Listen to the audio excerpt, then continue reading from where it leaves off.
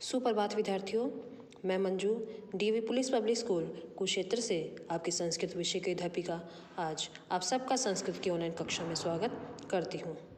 विद्यार्थियों, आज हम पाठ 1 शुचि पर्यावरणम अर्थात शुद्ध पर्यावरण का अध्ययन करेंगे।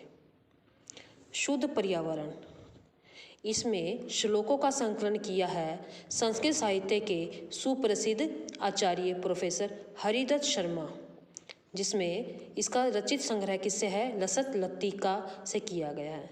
इस ग्रंथ में समाज में फैली हुई विसंगतियों के प्रति आक्रोश और स्वस्थ वातावरण के प्रति दिशा निर्देश के भाव वर्णित हैं। इस पाठ में कवि ने महानगरों में प्रतिदिन बढ़ रहे प्रदूषण पर चिंता व्यक्त की है कि किस प्रकार महानगरों में दिन प्रतिदिन प्रदूषण बढ़ता जा रहा है। कवि कहना चाहता है कि प्रदूषण की वृद्धि का मूल कारण आंतरिक बहुलता है।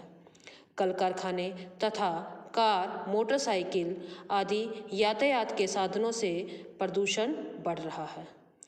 लोह चक्र मनुष्य के तन तथा मन दोनों का शोषण करने वाला है। इससे वायुमंडल और भूमंडल क्या दोनों मलिन हो रहे हैं। इसलिए कवि महानगरीय जीवन से दूर नदी, निर्जर वृक्ष समूह, लता कुंज एवं पक्षियों से गुंजित वन प्रदेश की ओर चलने की क्या करता है? अभिलाषा व्यक्त करता है।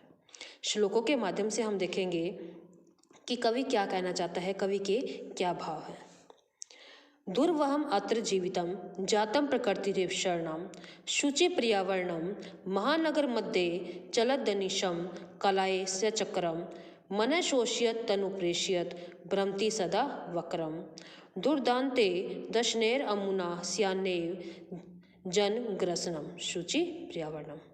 श्लोकों का हम अन्वय करेंगे, और हम अन्वय क्यों करते हैं? ताकि जो हमारी हिंदी होती है श्लोक की वो अच्छी से हो पाए, उचित रूप में हो पाए, पूरी अच्छे से सीक्वेंस में हो पाए। अन्वय क्या है? अत्र जीवितम दुर्वहम जातम। अत्र जीवितम, अत्र मैंने यहाँ, जीवितम अर्थात जीवनम, दुर्वहम जातम यहाँ जीवन जीना क्या है? बहुत ही कठिन हो गया है। शुचि पर्यावरणम प्रकृतिरेव शरणम, शुद्ध पर्यावरण के लिए किसकी शरण में जाना चाहिए? प्रकृति की शरण में जाना चाहिए। यानी कि हमें यदि शुद्ध पर्यावरण चाहिए तो हमें प्रकृति की शरण लेनी होगी। महानगर मध्य कलाय सनम चक्रम अनिशम चलत। महानगरों के बीच मध्य में लोहे का जो चक्का है वो दिन रात चल रहा है। यानी कि महानगरों के कारण उसमें जो लोग रह रहे प्रदूषण के कारण उसमें अनेक प्रकार की बीमारियों से वे ग्रसित हो गए हैं। मन शोष्य तनु प्रेष्य सदा वक्रम भ्रम्यति। मन को सुखाते हुए, शरीर को पीसते हुए क्या है? टेढ़ा मेढ़ा, वक्र होता है टेढ़ा मेढ़ा घूम रहा है। अमुना दुर्दांते दर्शने जन ग्रसनम न एव स्यात्। इसके भयानक दांतों से मानव का विनाश हो रहा है। नेक्स्ट है कज्जल मलिनम धूमा मुंचती षट शक्तियानम वाष्पयानमाला संधावंती वितरंती ध्वानम यानानां पंक्तियों हयंता कठिनम संसरणम शुचि पर्यावरणम। अन्वय है शत शक्तियानम कज्जल मलिनम धूमा मुंचती। शत शक्तियानम कज्जल मलिनम, शत शक्तियानम क्या होता है? सैकड़ों मोटर गाड़ियाँ, कज्जल मलिनम काजल के समान, मलिन यानी कि काजल के समान काली, धूमा मुंचती धुआं छोड़ती है। सैकड़ों मोटर गाड़ियाँ काजल के समान धुआं छोड़ती हैं। वाष्पयान माला ध्वाना वितरंती, और रेलगाड़ियों की जो पंक्ति है वो भी कोलाहल, यानी कि जो रेलगाड़ी होती है वो भी कैसे चलती है? पंक्ति में चलती है, और जब चलती है तो क्या करती है? शोर करती है। तो उसकी जो पंक्ति है वो भी कोलाहल करती हुई चलती है। अनंते याना नाम पंक्तिय संसरणम कठिनम, और अनंत यानी कि असंख्य गाड़ियों की पंक्तियों के कारण संसरणम कठिनम, चलना बहुत ही कठिन हो गया है। वायुमंडलम वृषम दूषितम न ही निर्मलम जलम कुत्सित वस्तु मिश्रितम भक्ष्य समलम धरातलम कर्ण्य बहिर अंतर्जगति तू बहुशुचि पर्यावरणम। देखिए अन्वय, वायुमंडल दूषितम न ही निर्मलम जलम, कि वायुमंडल इतना दूषित हो गया है कि कहीं भी शुद्ध जल नहीं है। भक्ष्यम कुत्सित वस्तु मिश्रितम, कि जो खाने योग्य वस्तुएं हैं उनमें भी मिलावट है। धरातलम समलम, और धरातल पर बहुत ही अनन्य हमारी जो धरती है वो भी शुद्ध नहीं है।